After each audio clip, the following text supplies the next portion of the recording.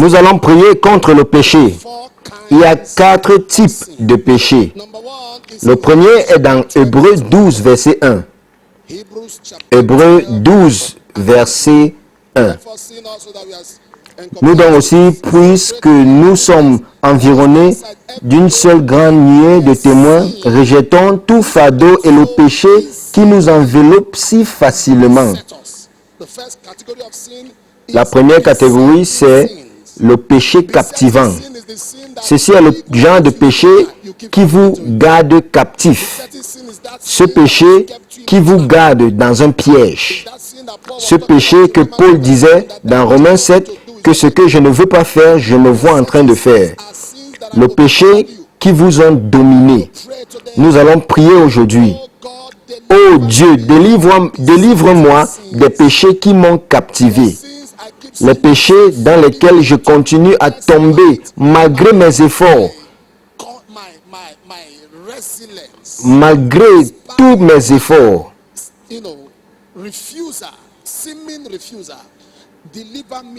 Oh Seigneur, délivre-moi des péchés captivants.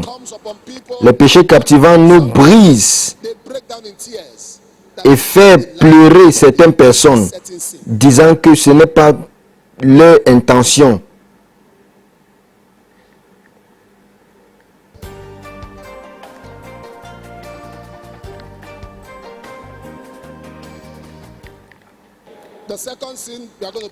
Le deuxième péché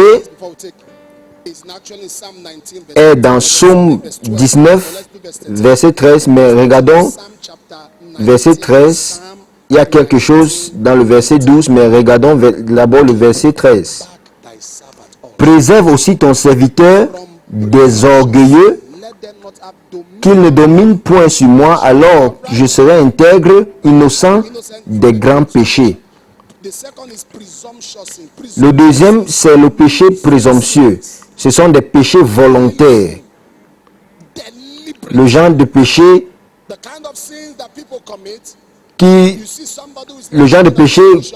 que vous voyez, par exemple, un enseignant qui enseigne et il sait que c'est mauvais de prendre de l'argent aux étudiants, mais il le fait quand même.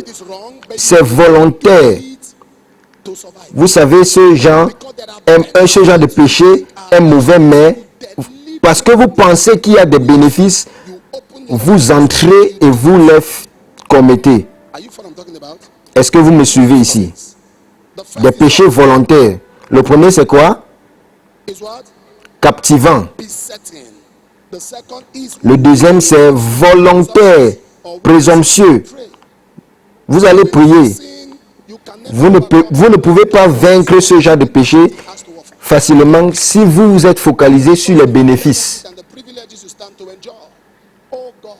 Oh Dieu, délivre-moi des péchés présomptueux. Il dit, ce péché ne doit pas dominer sur moi. Parce que le but de ce péché, c'est pour vous dominer et pour vous contrôler. Vous voyez cela et vous savez que c'est mauvais, mais vous êtes obligé de le faire. C'est comme quelqu'un qui doit faire un faux diplôme pour avoir un emploi. Vous faites le faux pour diminuer l'âge, sachant que c'est mauvais, mais vous devez le faire pour avoir ce travail. Et Dieu dit, l'enfer vous attend. Volontairement, vous écrivez 7 heures. Pourtant, vous êtes venu au travail à 8 heures. Et cela est normal pour vous, pour ne pas perdre le travail. Oh Seigneur, délivre-moi du péché volontaire. Donne-moi d'être conscient. Il faut que votre conscience soit en vie pour surmonter le péché volontaire.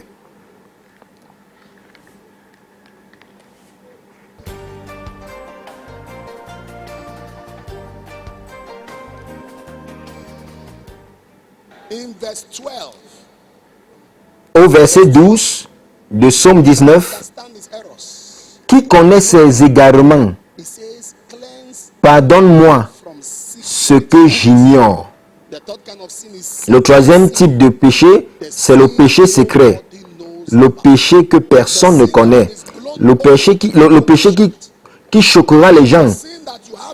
Le péché que vous faites malgré votre position à l'église.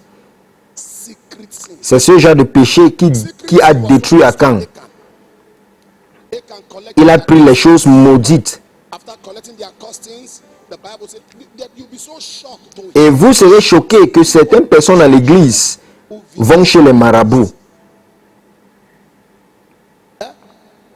Certaines personnes qui portent encore les gris-gris sur eux lundi au bureau, pourtant ils étaient à l'église dimanche. Vous devez pleurer à Dieu. Seigneur, aide-moi. J'ai besoin de ta miséricorde. Quand Dieu veut juger le péché, il donne le salaire du péché. Et ceux qui étaient là et n'ont rien dit, ils reçoivent les bénéfices, les bonus de ce péché. Ceux qui commettent reçoivent le salaire et ceux qui ont participé reçoivent les bénéfices.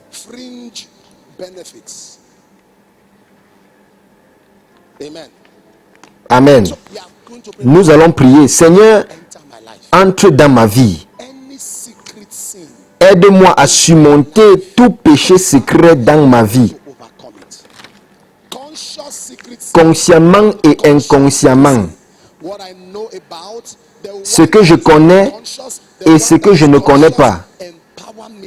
Seigneur, fortifie-moi, donne-moi de surmonter cela.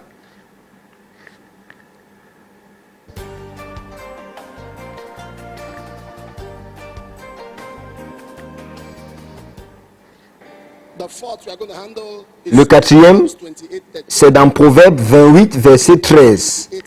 Proverbe 28, verset 13. Celui qui cache ses transgressions ne prospère point. Mais celui qui les avoue et les délaisse obtient miséricorde. Tous ceux qui les avouent. Le quatrième, c'est les péchés couverts. Ce péché, après avoir commis, vous employez des efforts humains pour ne pas dévoiler cela. Il y a certaines personnes qui vont voler l'argent et ils vont changer des chiffres. Cela, c'est le péché couvert. Un jour, dans ma prière, le Seigneur m'a dit, quand David a couché avec Bathsheba, j'étais fâché, mais j'ai été provoqué quand il a tué Uri pour couvrir son péché.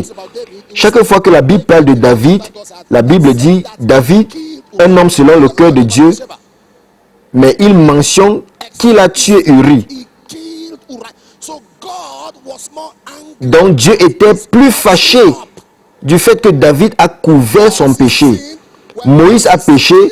Quand Moïse a tué l'Égyptien, la Bible a dit, il regarda gauche à droite et a enterré l'Égyptien dans le sable. Il a oublié de regarder en haut, vers le ciel. Il a regardé à gauche, à droite, mais il a oublié de regarder au ciel.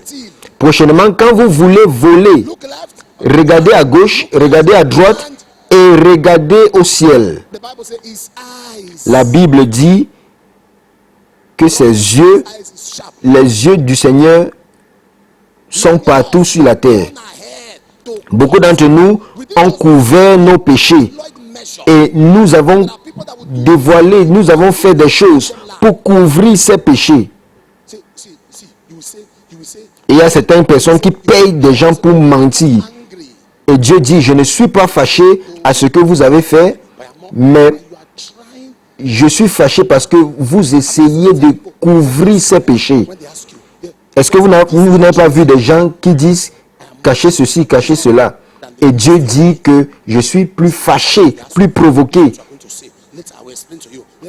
Et vous dites, si on vous demande si, dites comme ça, dites comme ça. Et certaines personnes couvrent leurs péchés pour protéger leur ego. La hauteur de l'orgueil, c'est le péché couvert. Vous essayez de protéger votre ego. Personne ne doit savoir. Et la vérité, c'est ceci. Quand Dieu veut répondre à ceci, soit il tue la personne ou quelqu'un de spécial dans sa famille,